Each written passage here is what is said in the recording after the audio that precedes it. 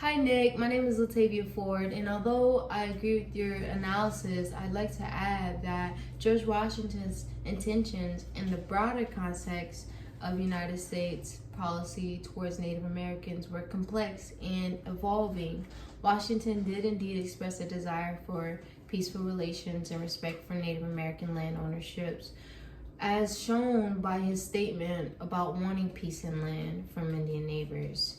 His administration, including Secretary of War Henry Knox, acknowledged that Native Americans were the rightful owners of their land and that it should not be taken without their free consent.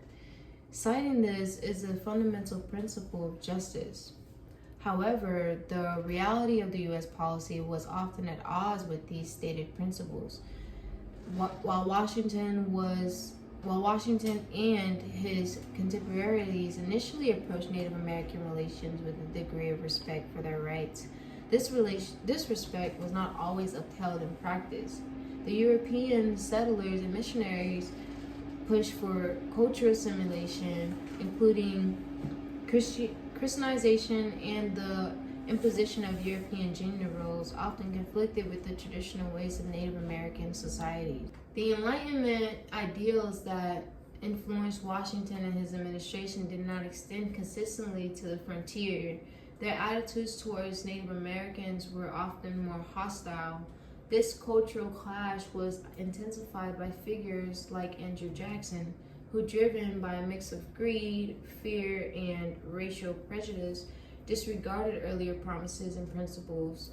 Jackson's policies included the forced removal of Native Americans from their lands, starkly contradicting the ideals articulated by Washington and Knox. In essence, while Washington and some of his contemporaries were or may have had good intentions, these were frequently undermined by the practicalities and prejudices of the time. Under Jackson's presidency, the commitment to peaceful coexistence and respect for Native American rights was significantly eroded, leading to tragic outcomes and reinforcing the notion that earlier promises were often disregarded in favor of expansion goals.